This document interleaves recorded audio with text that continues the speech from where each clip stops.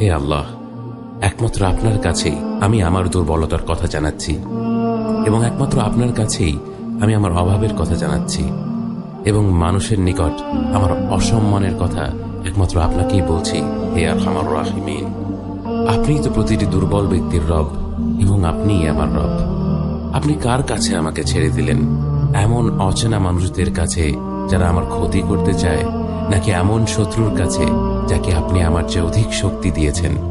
হে আল্লাহ, যদি আপনি আমার উপর রাগ না করে থাকেন তাহলে এর কিছুতে আমার কিছু আসে যায় না, কিন্তু আপনার আশ্রয় পেলে আমার পরিস্থিতি আরেকটু সহনীয় হবে। হে আল্লাহ, আমি আপনার চেহারার নূরের কাছে আশ্রয় চাই, যা সব অন্ধকারকে